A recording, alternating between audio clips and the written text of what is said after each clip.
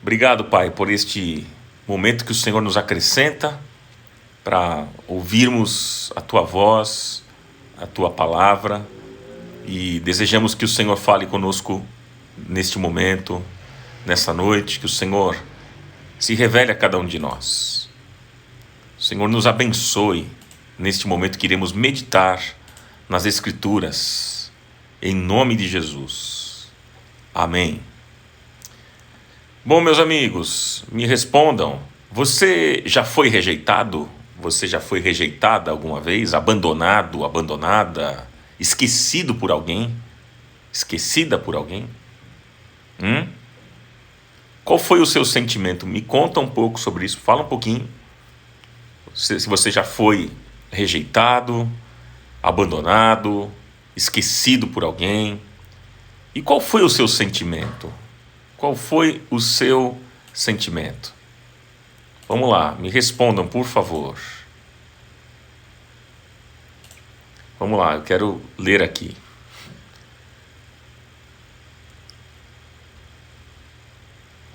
A Meire dizendo, fui adotada. Sim, já fui abandonada. Vamos lá.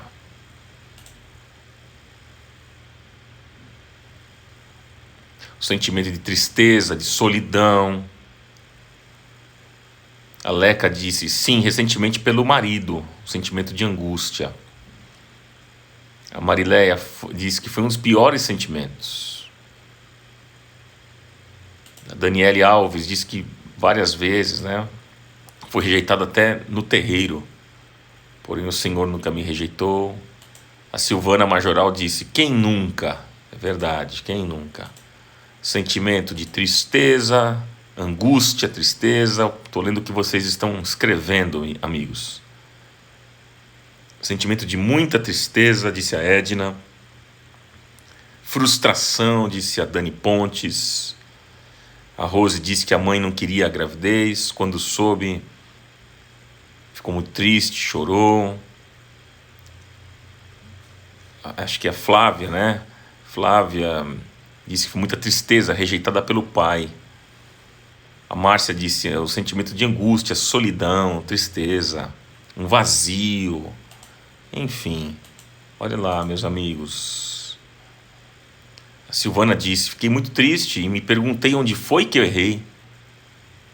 A Kátia disse, eu queria dormir e não acordar mais.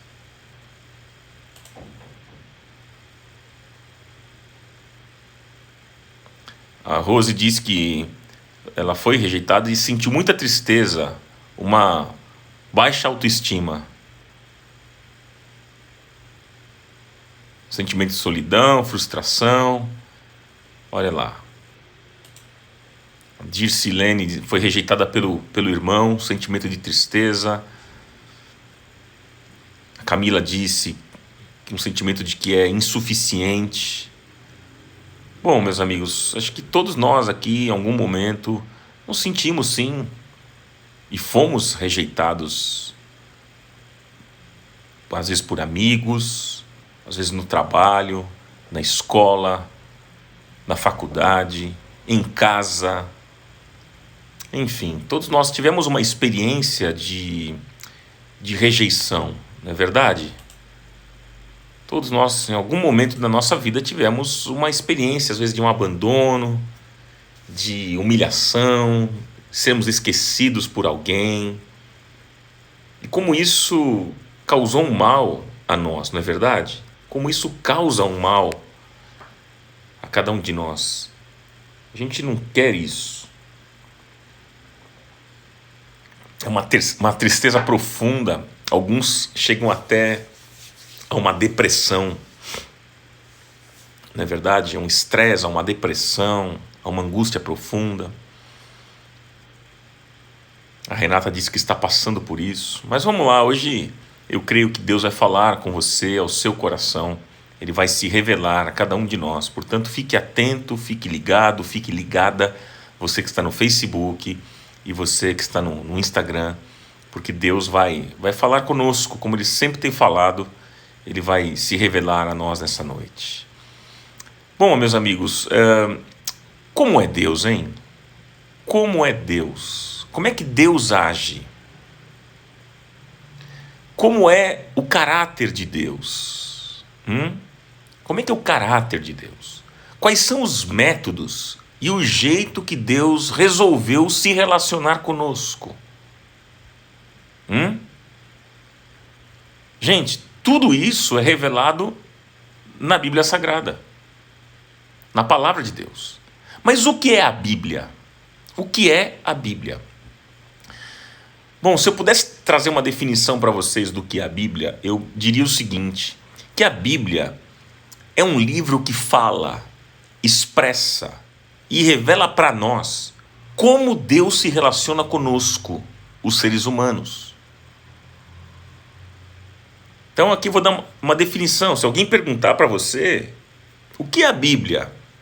O que é a Bíblia? Você diz que a Bíblia, para a pessoa poder entender, você diz assim, olha, a Bíblia é um livro que fala, que expressa e que revela para nós como Deus se relaciona conosco, os seres humanos.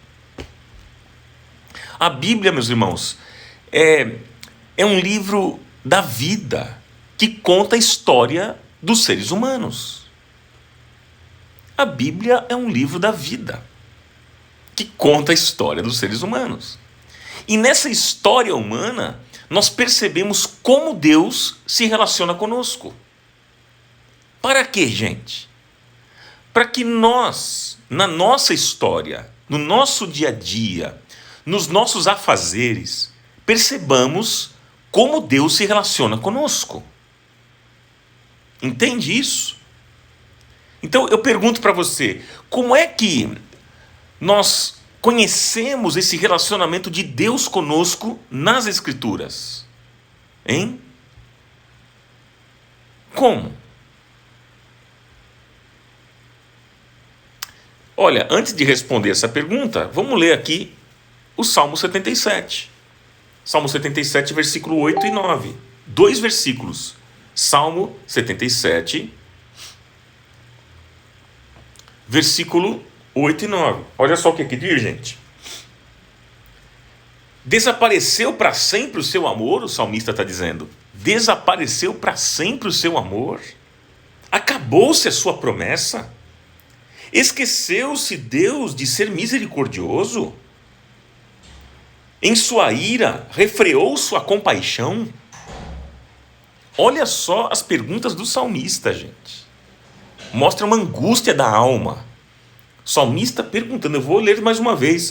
Ele diz para Deus, desapareceu para sempre o seu amor? Acabou-se a sua promessa?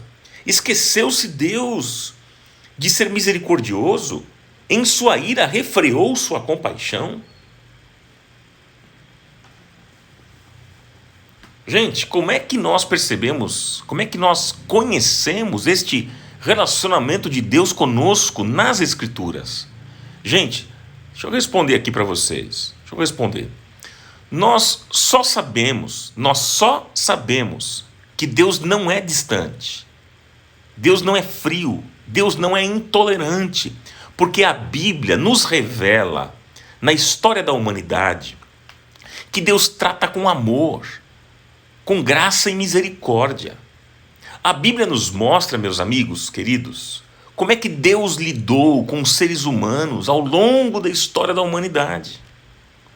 Por exemplo, queridos, a Bíblia diz assim, Isaías 43, versículo 1. Isaías 43, versículo 1. A Bíblia diz assim, assim diz o Senhor que te criou, ó Jacó, e que te formou, ó Israel, não temas, porque eu te remi, chamei-te pelo teu nome, tu és meu. Veja, amigos, veja uma coisa importante, a relação que Deus tem com os seus filhos não é uma relação técnica, não é uma relação burocrática, não é uma relação distante, mas Ele nos chama pelo nosso nome. Chamei-te pelo teu nome, disse o Senhor. Tu és meu. Então não é uma relação distante, técnica. Não. Mas Ele nos chama pelo nome. As nossas relações com Deus não são burocráticas, amigos. mas são pessoais. Ele nos trata como filhos, nos chama pelo nosso nome, lida conosco numa relação de intimidade. E a intimidade não é técnica. Você não desenvolve intimidade com técnica. Ou então, como aprender a lidar com Deus? Não. Mas a intimidade, você cresce nela. Você aprende a ser íntimo conversando. Não é assim? Você aprende a ser íntimo andando junto, convivendo, se relacionando. É assim. E Deus quer se revelar a cada um de nós. Gente, a religião, ela desenvolve técnicas. Mas o Deus da Bíblia quer desenvolver intimidade e relacionamento comigo e com você. Qual é a imagem que você tem a respeito de Deus? Você já pensou nisso? Qual é a imagem que você tem a respeito de Deus? O que é que vem à sua mente? O que é que vem à sua cabeça a respeito de Deus? Quem é Deus para você? Você acredita que sempre você precisa estar fazendo alguma coisa, algo bom, para poder acalmar Deus? Você acredita nisso? Que você precisa fazer alguma coisa sempre, e algo de bom, para poder amansar Deus, acalmar Deus? Você acredita nisso? Porque tem muita gente, amigos, que pensam que precisam fazer algo a Deus para que Ele possa amansar. E essa é uma ideia errada. Essa é uma ideia contrária à Bíblia. Essa forma de se relacionar com Deus, inclusive, é uma afronta a Ele. Deus não se relaciona assim com os seres humanos. Deus se importa com a nossa sorte. Ele não é um Deus indiferente. Ele não é um Deus insensível, mas Ele é um Deus que se importa conosco. Ele é um Deus compreensivo. Ele é um Deus amoroso. Deus não é frio com a dor das pessoas e com o drama humano. Se Deus for ruim, assim, meus irmãos, então não faz sentido algum servi-lo. Se Deus for ruim desse jeito, então não tem sentido a gente estar aqui. Não tem sentido a gente servi-lo. E muitos acabam se relacionando com Deus, sabe como? Se rastejando, lambendo o chão, para ver se Deus, vendo essa humilhação toda, se compadeça e se mova na sua direção. Gente, isso não tem nada a ver com o Evangelho. Isso tem a ver com o paganismo. Isso não tem nada a ver com o Evangelho. Tem a ver com paganismo. O Deus pagão não olha a nossa dor. O Deus pagão não se comove com o nosso sofrimento. O Deus pagão não chora as nossas dores. Mas o Deus da Bíblia é amor. O Deus da Bíblia é amor. E eu pergunto para você, você acha que é possível Deus ter refreado a sua compaixão por nós? Você acha? Como disse aqui o salmista. Ele diz aqui no texto, nós acabamos de ler. Você acha que Deus deixou de nos amar mesmo? Acabou-se a sua promessa, como diz o texto? Essa possibilidade não existe. Não existe, porque quando a Bíblia diz que Deus é amor, a Bíblia não está tentando definir Deus. Veja bem, preste atenção no que eu vou dizer. Eu vou repetir aqui para que você pegue e se concentre aí. Preste atenção. Quando a Bíblia diz Deus é amor, a Bíblia não está tentando definir Deus, mas a Bíblia está descrevendo como Deus se relaciona conosco. Deus nos quer bem. Deus é amor. Veja, a frase, Deus é amor. Por essa frase, isso deveria ser um descanso para a nossa alma. Só por essa frase na Bíblia. Só de você ler esse pequeno trecho das Escrituras e dizer Deus é amor, só isso já deveria trazer um descanso para você, para a sua alma. Sabia disso? Só com essa frase, nós deveríamos quebrar todos os ídolos. E quando eu falo ídolo, não estou me referindo apenas os ídolos de igrejas católicas, como as pessoas falam. Isso não é o grande problema. Tem outros ídolos. Pode ser um relacionamento, pode ser dinheiro, pode ser tantas outras coisas. Só por essa frase, a gente deveria mesmo quebrar todos os ídolos da nossa vida. Só por essa frase, Deus é amor, nós deveríamos jogar fora toda a religiosidade hipócrita. Só por essa frase, amigos, nós deveríamos abandonar todo tipo de religião que torna o acesso a Deus dificultoso. Só por esta frase, Deus é amor, nós deveríamos acabar com a religião das obras, dos amuletos, das penitências, das superstições. E tá cheio de crente supersticioso, hein? Tá cheio de crente pagando penitência, tentando fazer por merecer, a religião das obras. Gente, só com esta frase a nossa vida deveria mudar. A gente deveria jogar fora todas essas coisas e nos agarrarmos ao amor de Deus, porque Ele nos ama, Ele nos quer bem. E Deus nos ama com um amor eterno, com um amor infinito, incomparável. Amigos, quando a Bíblia diz que Deus nos ama,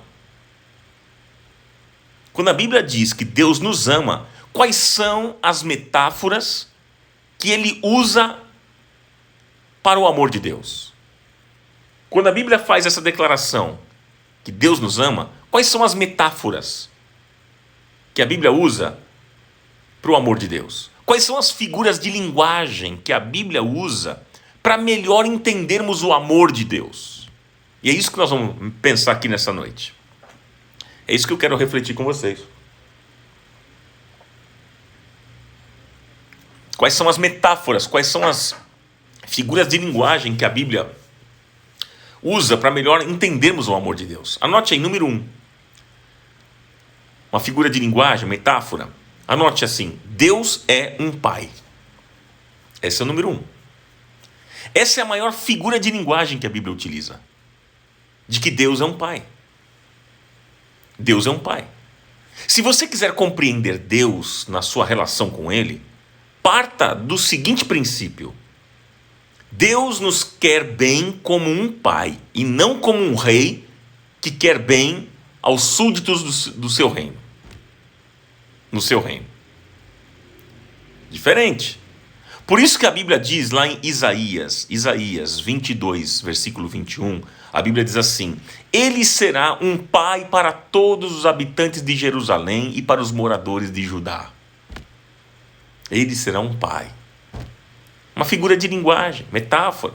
Jesus disse que quando nós formos nos relacionar com o Pai, nós devemos nos relacionar com Ele, com Deus, como um pai.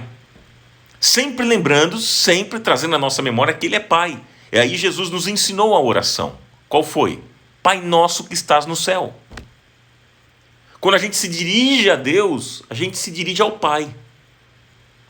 É o Pai Nosso. Que ainda eu vou fazer aqui uma série de mensagens do Pai Nosso nessas nossas lives. Um pouquinho mais para frente eu vou fazer, como eu fiz na igreja, eu vou fazer aqui com vocês também. Fantástica a série do Pai Nosso. Ele é Pai. Jesus diz que todas as vezes que a gente for falar com Deus, a gente deve se dirigir a Ele dizendo Pai. Abba, Pai. É o paizinho, é o Abba, é o paizinho querido. Se você se relaciona com Deus fora dessa categoria, então você não está se relacionando com o Deus da Bíblia. Pode ser até uma outra entidade, um outro Deus, que não é o Deus da Bíblia. Então, pense comigo aqui, reflita, meu irmão, minha irmã, reflita comigo. O que você conhece a respeito de uma pessoa, veja bem o que eu vou dizer, preste atenção. O que você conhece a respeito de uma pessoa define como você se relaciona com esta pessoa. Eu vou repetir a ideia porque eu vou dar um exemplo aqui para você conseguir entender. Olha, o que você conhece a respeito de uma pessoa define como você se relaciona com esta pessoa. Por exemplo, eu vou dar um exemplo para você poder entender esse conceito aqui. Se numa conversa, né, tá lá eu e você, a gente tá batendo um papo, conversando. Se nessa conversa eu falar para você que a pessoa que vai chegar, imagina, eu estou conversando com você e vai chegar uma pessoa. Se nessa conversa eu falar para você que essa pessoa que vai chegar é uma pessoa mentirosa, malandra, fofoqueira, ladra e por aí afora, né? Com essa informação que você receber, quando a pessoa chegar perto de você, a informação que você recebeu a respeito dela vai definir o jeito que você vai se relacionar com essa pessoa. Não é verdade? Se eu falar para você, olha, tá chegando aí, ó, tá vendo aquela pessoa, meu, ela é dura, hein? Fofoqueira, causa contenda, ela é maldosa. Quando ela chegar, aquilo que eu falei para você vai definir o jeito que você vai tratar ela. O contrário, gente, é a mesma coisa. Se numa conversa, eu e você estamos conversando, e eu falar para você que a pessoa que vai chegar é maravilhosa, que ela é digna, que ela é íntegra, que todo mundo gosta dela, todo mundo respeita ela, com essa informação que você tiver, quando a pessoa chegar perto de você, a informação que você recebeu a respeito dela vai definir o jeito que você vai se relacionar também com essa pessoa. É ou não é? Se eu falo mal de alguém, ó, esse fulano é picareta, você já vai se armar. Você vai falar, ih, caramba. Agora, se eu falar bem, olha, essa pessoa é top, gente boa, você já vai se abrir para receber essa pessoa. Assim, não é verdade, gente? Agora, veja só, vamos trazer isso para a realidade do Evangelho? Vamos ver se você consegue entender. Se você chegar na igreja e eu falar para você que Deus é duro, que Deus é chato, que Ele é exigente, que Ele é intolerante, que Ele não tem paciência com ninguém, que Ele pede mais do que você jamais vai conseguir dar, que Ele é um Senhor severo, que quer colher o que nunca plantou. Pergunto, como é que você vai se relacionar com esse Deus? Você percebe por que tem tanta gente se relacionando mal com Deus? Porque é isso que elas escutam. Olha, cuidado com Deus. Ele é um Deus exigente, Ele é um Deus intolerante, Ele é muito bravo. Como é que você vai se relacionar com Ele? Entendeu? Agora, se eu falar para você, se eu falar para você que quando você for se relacionar com Deus, você deve chamá-lo de Pai bondoso, Pai misericordioso, Pai de graça. Pergunto, como é que você vai se relacionar com esse Deus?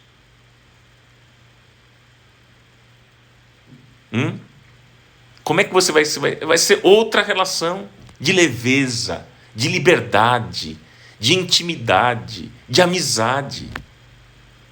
Meus amigos, se nós, sendo maus, sabemos dar boas coisas aos nossos filhos, quanto mais o nosso Pai Celestial. É Bíblia que diz, não é palavra de homem, é palavra de Deus. Deus é bom, gente. Esse Pai a que nós servimos e amamos, Ele é bom. Gente, eu sou contra uma doutrina horrível que diz que se você pecar, então você dá direitos legais para o diabo te amaldiçoar e destruir a sua vida. Eu sou contra essa doutrina, gente. Isso é horroroso, é horroroso. Presta atenção no que eu vou explicar para vocês. Eu sou pai. Tem muitos pais aqui. Eu sou pai e eu fico imaginando o meu filho, digamos, fazendo uma besteira na vida, e eu chegar para ele e falar assim, tá vendo, filho, você errou, então agora eu vou dar direitos legais ao maior traficante do bairro para ele pegar você e ele vai acabar com a sua vida. É a mesma dinâmica, gente. Vocês acham que eu faria isso com meu filho? Você faria isso com o seu filho? Você faria?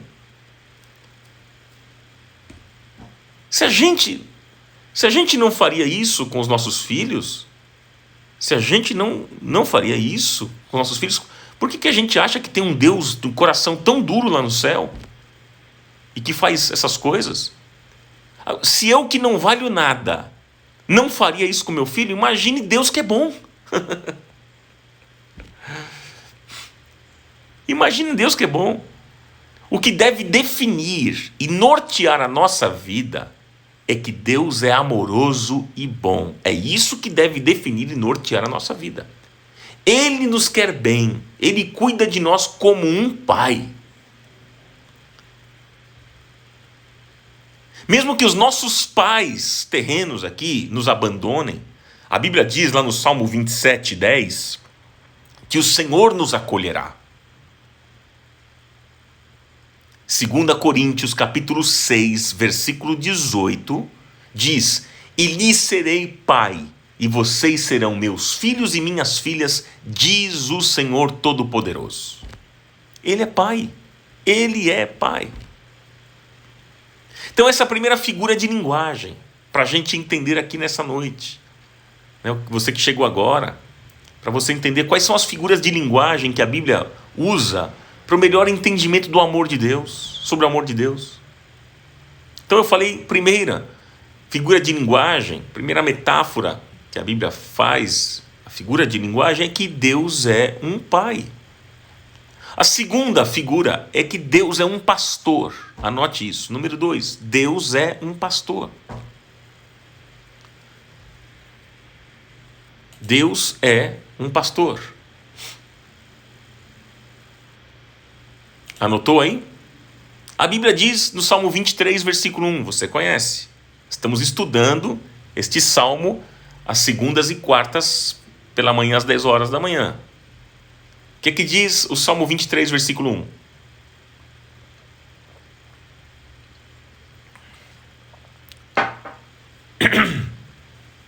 Que o Senhor é o meu pastor e nada me faltará.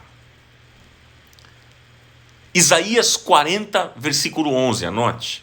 Isaías 40, versículo 11. Como pastor, ele cuida do seu rebanho.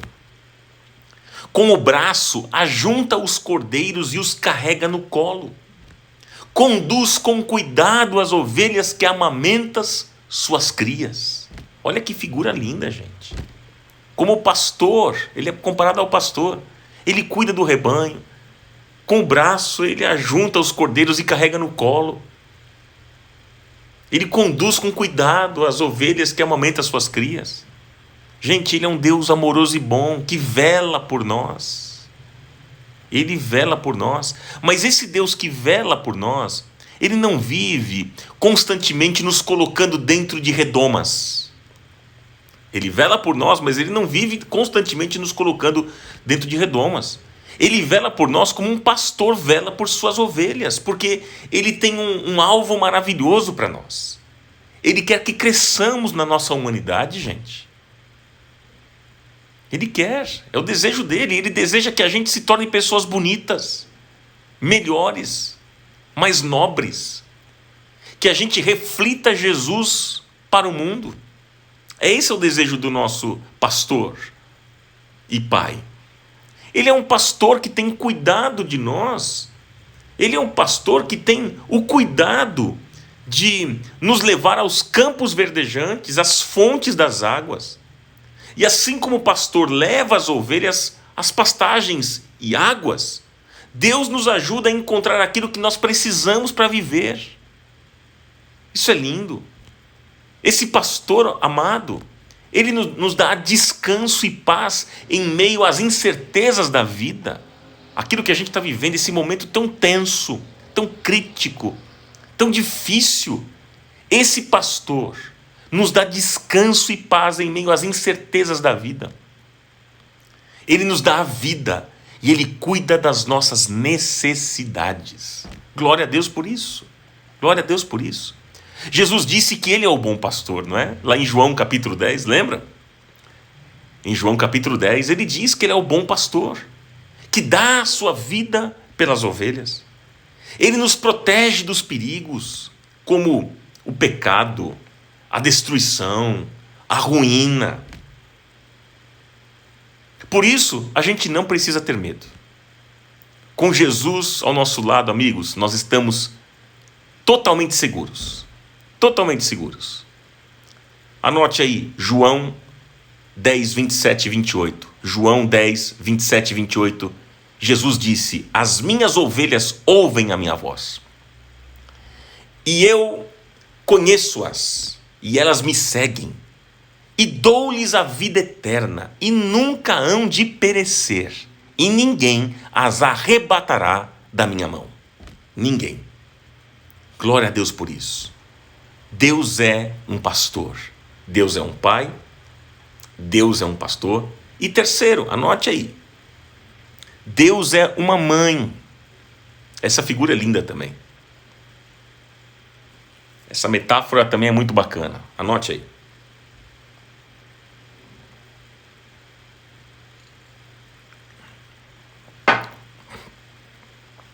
Deus é uma mãe. Deus não é apenas pai. Em algumas metáforas da Bíblia, ele se revela a nós com um amor materno. Isso é muito interessante. Deus nos quer bem com a intensiva força de uma mãe. Eu acredito que todo mundo aqui já ouviu, pelo menos uma vez na vida, a mãe falar o seguinte: quando você tiver filho, você vai me entender. Eu escutava isso da minha mãe quando pequeno, quando menor. Às vezes a gente não entendia algumas atitudes da mãe, né? Aí ela dizia assim: filho, quando você tiver um filho, você vai entender o que eu estou dizendo. Você vai entender. Saudades, Ianzão, meu amigo, Deus te abençoe. Amo você, viu? É muito interessante essa figura, porque a mãe já disse isso para nós, né? Em algum momento da sua vida você já escutou isso. Você já escutou isso? Olha, filho, quando você crescer, casar, tiver filho, você vai entender a sua mãe aqui. Pois é. Pois é. É bem possível, meus amigos, é bem possível que algum dia nós tenhamos subestimado essa fala.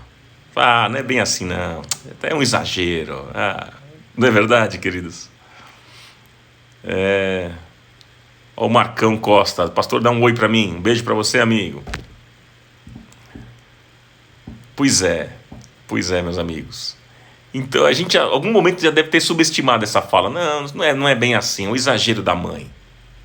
Então, veja, quando a mulher se torna mãe, ela cresce. Ela dizia isso, né? Ela subestimava a fala da mãe. Mas ela cresce e ela se torna mãe. Aquela frase com aquele tom dramático começa a fazer todo sentido em sua vida.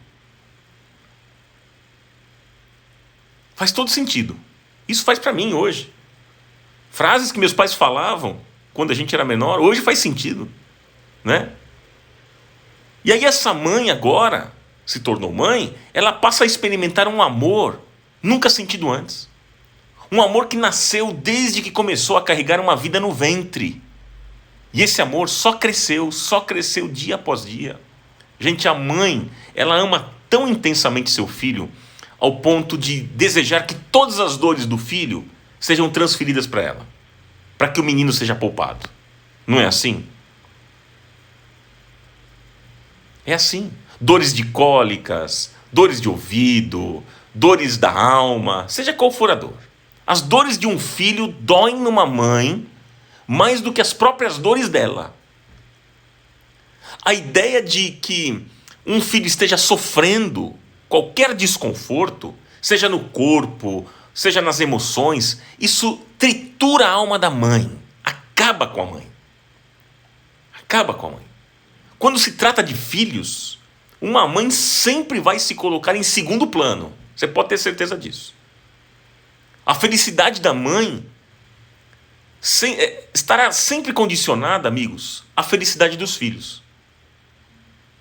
Veja, é inconcebível uma mãe feliz com um filho infeliz. Isso não existe. Isso não existe. Porque a felicidade da mãe estará sempre condicionada à felicidade dos filhos. Se o filho não está bem, se o filho está triste, a mãe fica triste. Se o filho está feliz, a mãe fica feliz. Não é assim? Não é assim? O amor. Então, deixa eu dizer para vocês aqui, para você entender agora. O amor de mãe é uma amostra do amor de Deus. Não é lindo isso, gente? O amor de mãe é uma amostra do amor de Deus.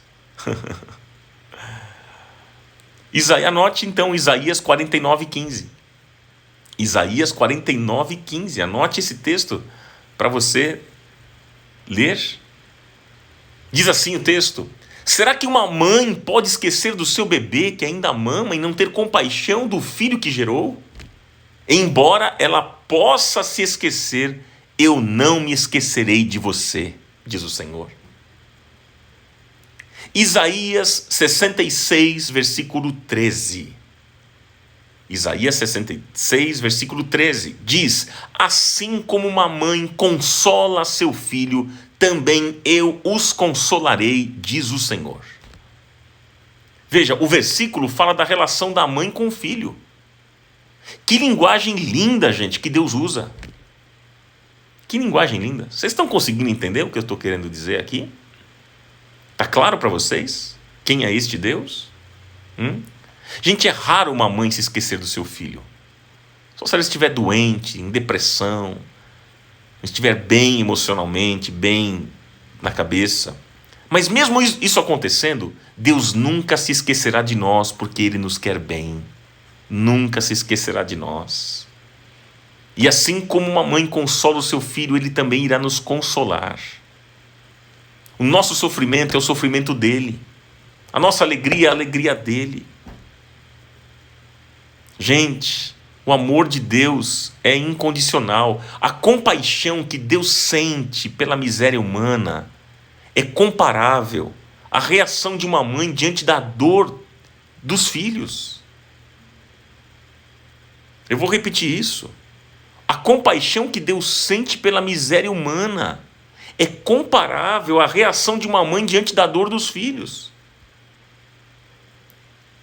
Assim Deus nos ama como uma mãe.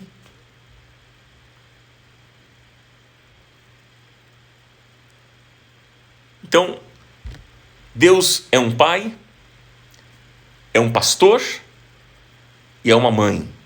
E por último, Deus é um marido. Anote isso, por favor. Deus é um marido.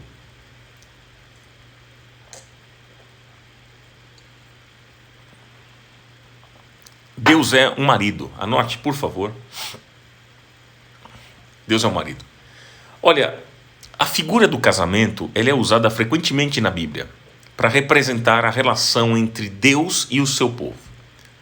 No Velho Testamento, por exemplo, Deus é o marido e o povo de Israel, a mulher.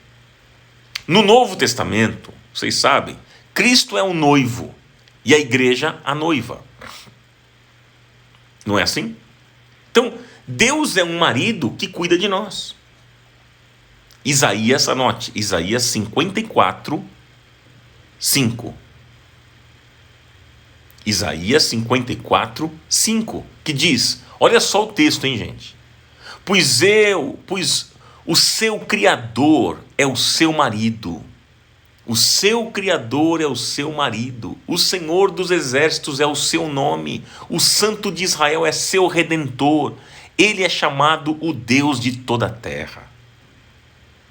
O seu Criador é o seu marido. Aqui é uma outra figura de linguagem. Em repetidas metáforas da Bíblia, meus amigos, diz que nós somos a noiva de Cristo. A noiva que Ele está adornando, preparando, a esposa do Cordeiro. A esposa do Cordeiro. É o que diz Efésios capítulo 5, anote aí, Efésios 5, 25. Diz, maridos, amem suas mulheres assim como Cristo amou a igreja e entregou-se a si mesmo por ela, para santificá-la, tendo-a purificado pelo lavar da água mediante a palavra, e apresentá-la a si mesmo como igreja gloriosa, sem mancha, nem ruga ou coisa semelhante, mas santa e inculpável. Efésios 5, 25 a 27. É o texto que nós lemos. E eu quero concluir aqui com vocês este nosso pensamento, esta nossa mensagem. 1 João, anote aí agora, nessa conclusão, anote aí, 1 João capítulo 4. 1 João 4, 1 João, capítulo 4, versículo 16 ao 19. A palavra do Senhor diz assim: assim conhecemos o amor que Deus tem por nós e confiamos neste amor. Deus é amor. Todo aquele que permanece no amor, permanece em Deus, e Deus nele. Dessa forma, o amor está aperfeiçoado entre nós, para que no dia do juízo tenhamos confiança, porque neste mundo nós somos como ele. No amor, não há medo. Pelo contrário, o perfeito amor expulsa o medo, porque o medo supõe castigo. Aquele que tem medo não está aperfeiçoado no amor. Nós amamos porque ele nos amou primeiro. Aleluia. Que lindo, gente.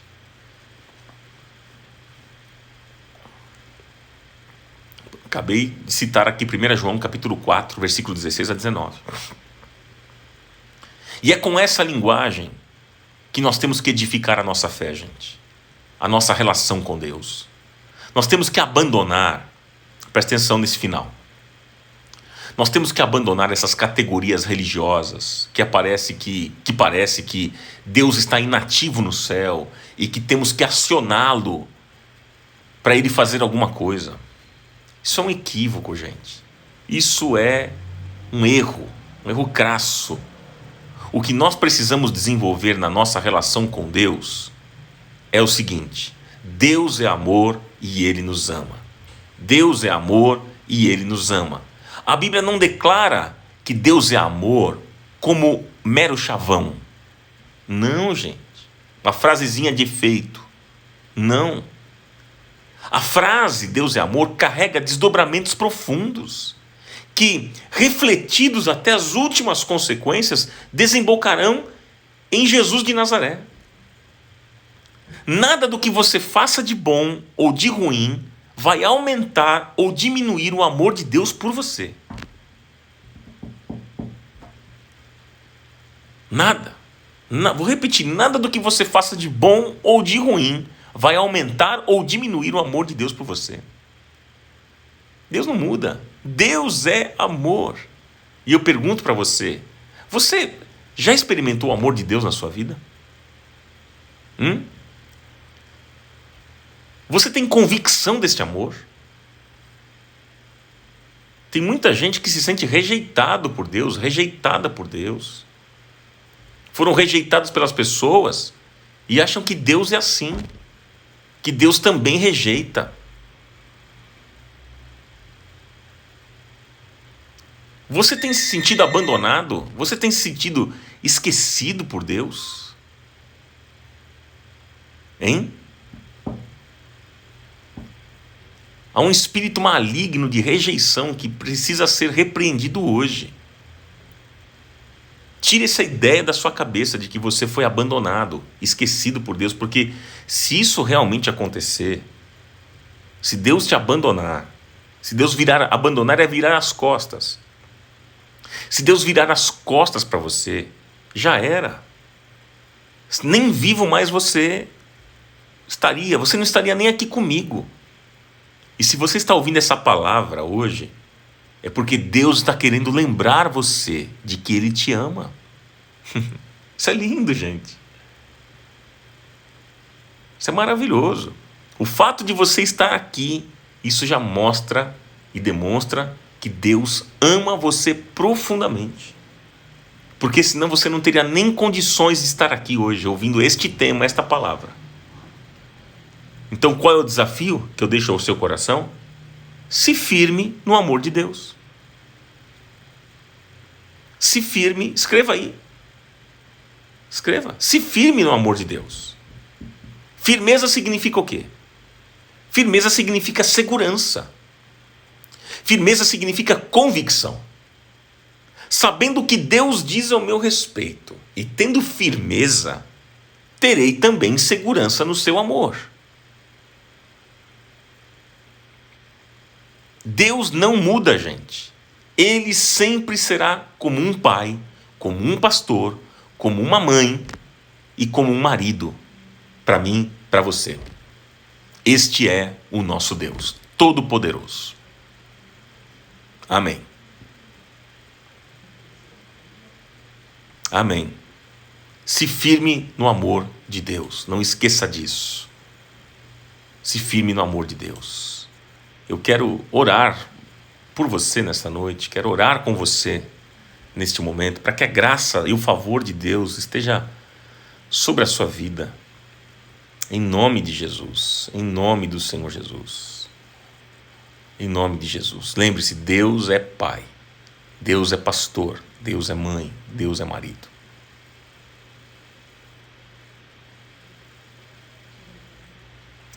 Aqui está dizendo a Márcia Crepaldi: Pastor Ronaldo, você me fez entender o amor de Deus, que Ele nunca me abandonará. Glória a Deus. Deus não vai te abandonar jamais. Jamais. As minhas meditações, eu tenho subido elas no meu canal do YouTube, gente. Depois veja lá. Você pode me acompanhar também no youtube.com/Ronaldo Bezerra, tá? Ronaldo Bezerra é o meu canal do YouTube. Se inscreva no meu canal para você acompanhar e ative lá o sininho. Clica lá no sininho, ativar as notificações para você poder acompanhar as novidades. Eu quero orar por você. Pai, nós queremos te dar graças nesta noite, porque hoje pudemos trazer à nossa memória que o Senhor nos ama. O Senhor nos amou primeiro. Foi o Senhor que nos amou primeiro, como diz a tua palavra. Hoje nós ouvimos a tua palavra. Nós amamos porque Ele nos amou primeiro.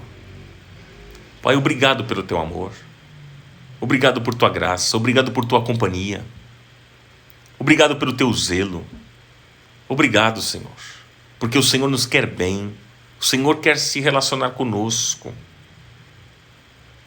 Oh, Pai, nós queremos crer nestas verdades. Nós queremos nos relacionar contigo desta maneira como nós ouvimos nessa noite.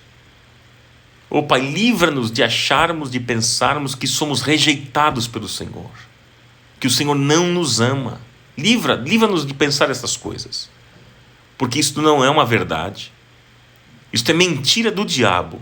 São as mentiras de Satanás, lançadas na mente e no coração, dizendo que nós não somos queridos, que nós não somos amados, dizendo que o nosso destino é um destino de fracasso, de derrota, de miséria, de perdição. Mas isso não é verdade, porque nós estamos em Cristo, e aquele que está em Cristo é nova criação, é nova criatura. Obrigado, meu Pai, por tudo aquilo que nós aprendemos nessa noite. Obrigado, Pai, porque Tu és o Pai. O Senhor se revela como um pai, como uma mãe, como um pastor e como marido. E nós queremos, nesta noite, nos entregar a este amor. Queremos dizer sim a este amor. Oh, Pai, aqueles que estão se sentindo rejeitados, e que este espírito mentiroso, maligno, seja repreendido em nome de Jesus.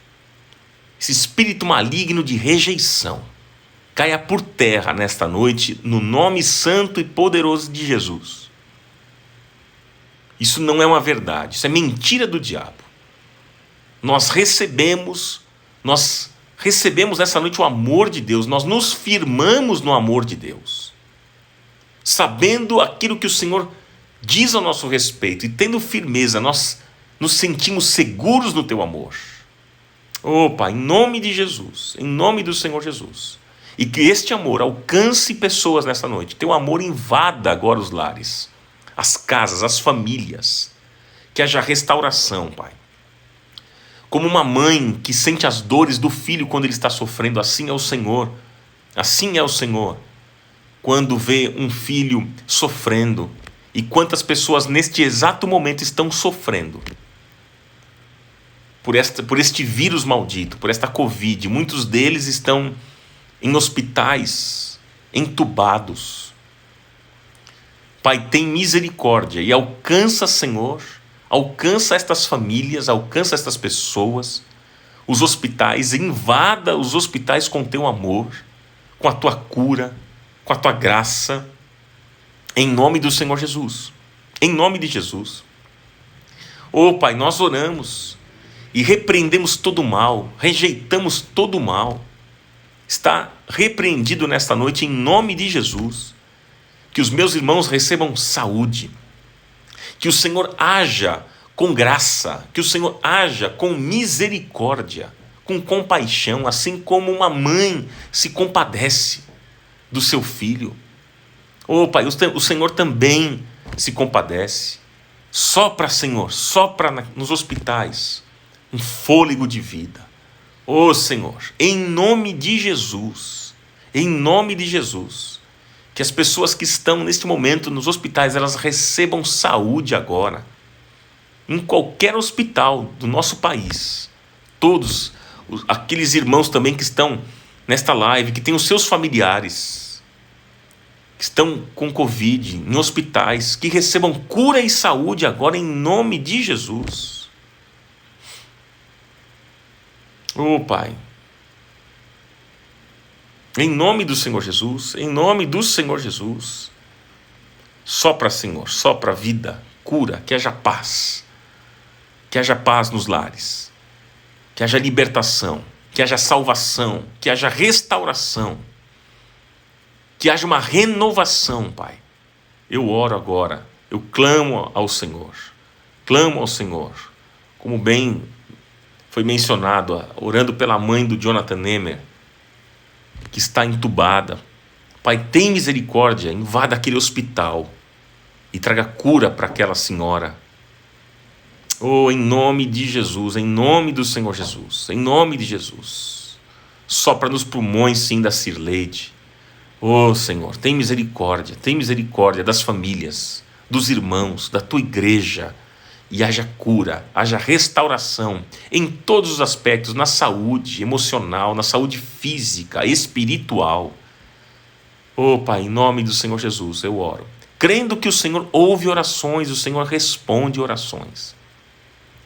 E nessa noite não vai ser diferente, porque o Senhor é Pai, o Senhor é pastor, o Senhor é mãe, o Senhor é o marido. Oh, Pai, o Senhor é aquele que cuida de nós. O Senhor é aquele que restaura a nossa vida. O Senhor é aquele que restaura a nossa saúde. Portanto, Pai, a última palavra vem dos teus lábios, vem dos lábios do Senhor. Agindo o Senhor, ninguém poderá impedir. É assim que nós cremos. E tomamos posse da tua palavra. Para o teu louvor e para a tua glória eu oro. Desde já agradecido. Amém.